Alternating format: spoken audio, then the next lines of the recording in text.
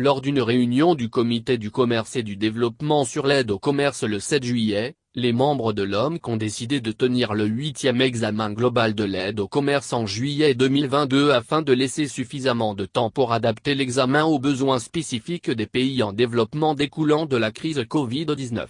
Ils ont également convenu de prolonger le programme de travail jusqu'à la fin de l'année 2022, à la suite de la pandémie. Le prochain examen global aura maintenant lieu en 2022 sous le thème Renforcer le commerce durable et connecté. L'examen global, qui a normalement lieu tous les 2 ans, vise à renforcer le suivi et l'évaluation des projets d'aide au commerce afin d'inciter fortement tant les donateurs que les bénéficiaires à faire progresser le programme d'aide au commerce. Le 7e examen global a eu lieu en juillet 2019. Ce délai supplémentaire permettra aux membres d'examiner comment l'impact de la crise Covid-19 peut être reflété dans le processus. L'aide pour le commerce dirigée par l'OMC est une initiative multipartite qui cherche à mobiliser des ressources pour répondre aux besoins liés au commerce et aux contraintes liées à l'offre identifiée par les pays en développement et les pays les moins avancés, PMA. Pour plus d'informations, cliquez ici. L'impact négatif de la crise Covid-19 sur la participation des pays en développement au commerce mondial et leur accès au financement du commerce est apparu comme une préoccupation majeure dans les discussions. Les exportations de biens et de services des pays en développement ont été gravement touchées par une baisse de la demande mondiale et des perturbations dans des chaînes de production. Des impacts particuliers ont été notés en ce qui concerne les effets sur les populations rurales, les femmes et les petites et moyennes entreprises. Il a été souligné que l'aide au commerce peut jouer un rôle important dans l'identification des besoins spécifiques des PMA en cette période de crise afin de les aider à renforcer leur capacité commerciale et à mieux s'intégrer dans l'économie mondiale. Les membres ont également convenu de prolonger le délai de mise en œuvre du programme de travail biennal actuel jusqu'à la fin de 2022. Couvrant à l'origine la période 2020-2021, il sera désormais prolongé jusqu'à la fin de 2022. Le programme de travail vise à promouvoir une plus grande cohérence entre les partenaires de l'aide pour le commerce et à mettre davantage l'accent sur l'aide pour le commerce au sein de la communauté du commerce et du développement, grâce à une approche axée sur les résultats. Les membres s'engageront au sein du comité sur les moyens d'affiner le programme de travail à la suite de la crise. Le sort des pays africains a été souligné, en particulier le risque que la crise Covid-19 puisse anéantir certains gains en matière de développement. La Commission économique des Nations Unies pour l'Afrique prévoit une baisse immédiate de la croissance du PIB africain de 3,2% à 1,8% en 2021, un impact plus important si la crise n'est pas contenue à court terme. Une analyse par le groupe africain des implications de la pandémie sur les économies du continent est disponible ici.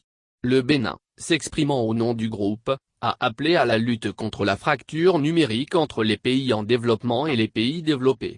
Un programme d'aide au commerce transparent et inclusif aidera les pays en développement à atteindre leurs objectifs de développement, a déclaré la délégation.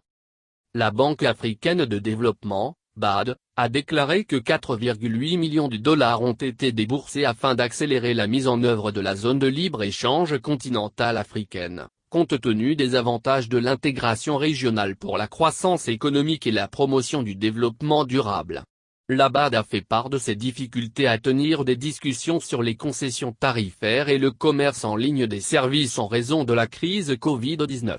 Elle a également annoncé, en plus des efforts visant à accélérer le dédouanement, la construction d'autoroutes comme celle qui relie le Togo et le Burkina Faso et d'un pont reliant la Guinée à la Sierra Leone.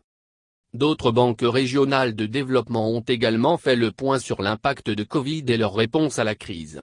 Selon la Banque asiatique de développement, BAD, les pays asiatiques en développement devraient connaître une croissance de 0,1% en 2020, le chiffre le plus bas de la région depuis 1961.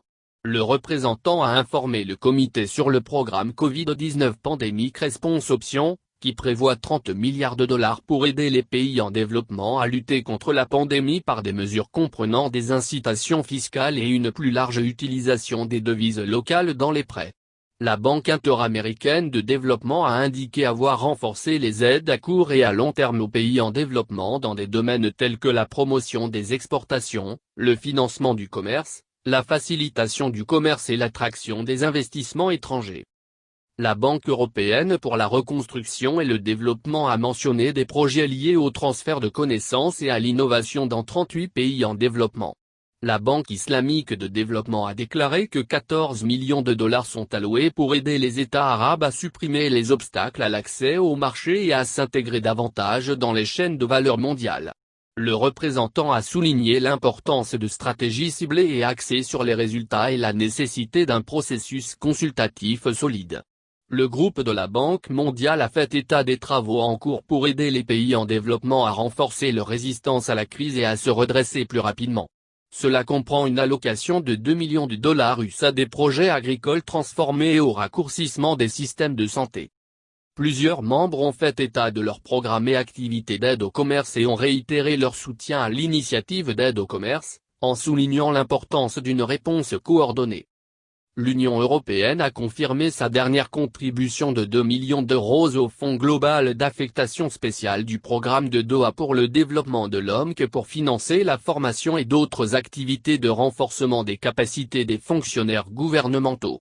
Elle a également informé les délégations sur le nouveau programme Team Europe et sur les 36 milliards de dollars américains mobilisés pour aider les pays partenaires à lutter contre la pandémie et ses conséquences. La Chine a annoncé un nouvel accès au marché en franchise de droits et de quotas pour les produits originaires du Bangladesh. Les États-Unis ont fait état d'une aide d'1 milliard de dollars aux pays vulnérables pour lutter contre la pandémie, notamment par la surveillance de la maladie et la protection des travailleurs de la santé, assurée par leur agence UZ. La Norvège et le Royaume-Uni ont tous deux indiqué qu'ils orientaient leur programme d'aide au commerce pour aider les pays en développement à atténuer les effets de la crise Covid-19.